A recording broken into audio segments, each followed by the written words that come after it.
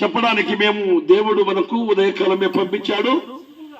మరి ఈ నాగలాపురము వీధుల్లో నమ్మండి నమ్మండి యేసుక్రీస్తునే నమ్మండి, నీకు పరలోక రాజ్యం కావాలంటే యేసుక్రీస్తునే నమ్మండి అని చక్కగా ఇందాక మరి సహోదరులు పాడారు.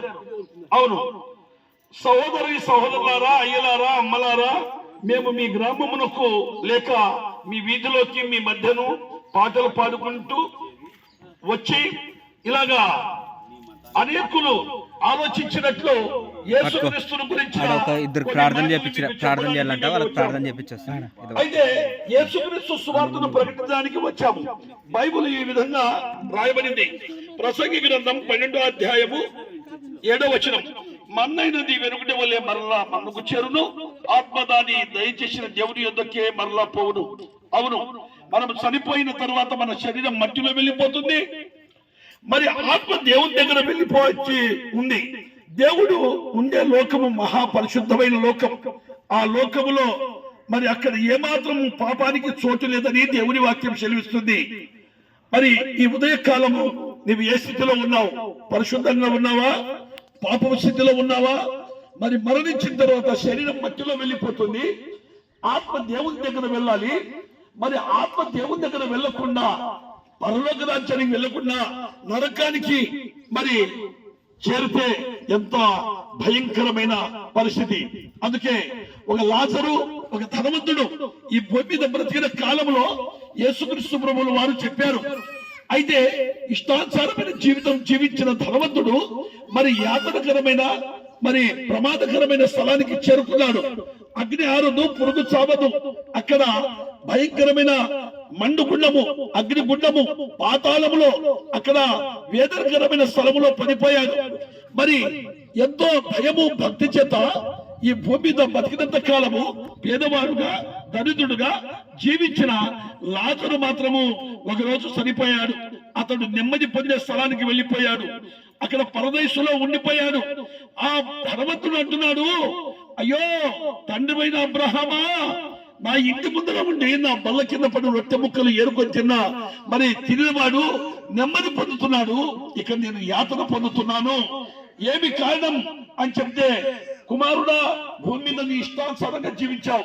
ఇష్టమంటే తెలుసు కదండి, సినిమాలు చూడొచ్చు, షికార్లు చేయొచ్చు, బీడి తాగొచ్చు, గుట్టిగా మరి మందు, ఇలాగా వ్యభిచారం, దొంగతనం, మోసం అన్ని చేసేదే ఇష్టానుసారమైన పనులు.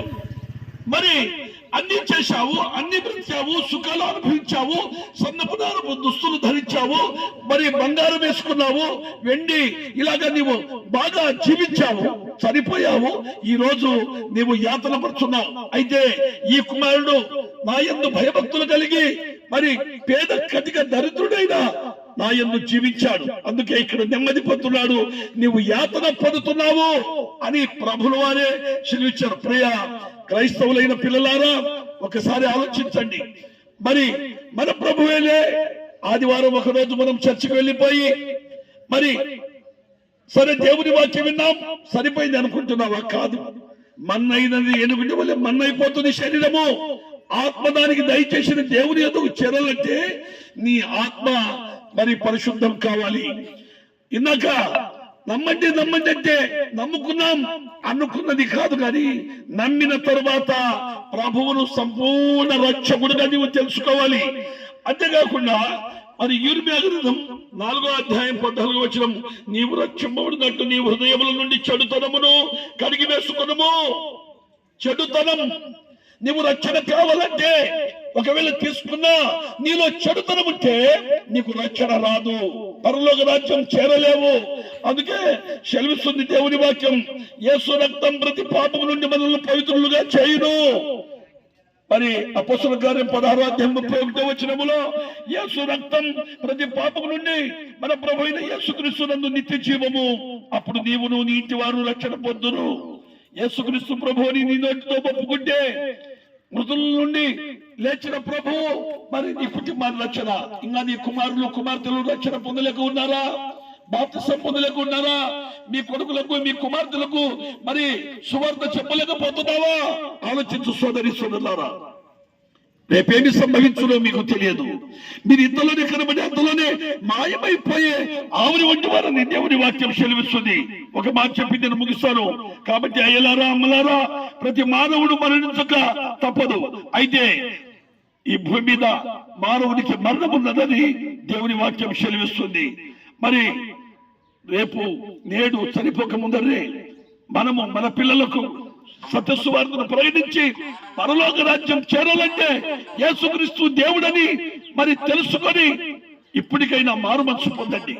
ఇప్పుడైనా రక్షణ పొంది, ప్రభువా ఇంతవరకు నేను చేసిన ఎన్నో ఘోరాలు నేరాలు నన్ను క్షమించు అని ప్రభు పాదాల దగ్గర నీ హృదయం అర్పిస్తే, హృదయ శుద్ధి గల వారు ధన్యులు, వారు దేవుని చూచెదరు.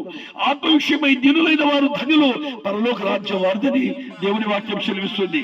మరి ప్రియ అన్న, చెల్లి, అక్క, ఈ ఉదయకాలం మరి మీ పేదలో వచ్చి ఈ సత్యసువార్తను ప్రకటిస్తున్నాం. నిర్లక్ష్యం చేయకుండా యేసుక్రీస్తు ప్రభువును మరి సొంత రక్షకుడుగా నీవు అంగీకరిస్తే నిత్య జీవంలో వెళ్ళిపోతావు. నిత్య జీవం కావాలా, నరకం కావాలా, అగ్నిగుండం కావాలా, మరి పాతాళం తప్పించుకొని పరదేశం కావాలా, నిర్ణయం నీదే. మరి ఈ ఉదయకాలం ఈ మంచి నిర్ణయం చేత ఒక నిర్ణయానికి వచ్చేసి, అయ్యో సోదరులు వచ్చి సువార్తను ప్రకటించారు, ఇక మేము వెనుకబడి ఉన్నామేమో. ఒకసారి ఆలోచించండి, ఒకసారి ఆలోచించండి ప్రియులారా. మరి ఈ ఇరుగు పొరుగు వాడిని చూసి నువ్వు పడిపోతున్నావా? వాడేం బాగున్నాడు, ఈడేం బాగున్నాడు అని నువ్వు పడిపోతున్నావా? వారికెళ్ళి వీధికెళ్ళి చూడద్దు.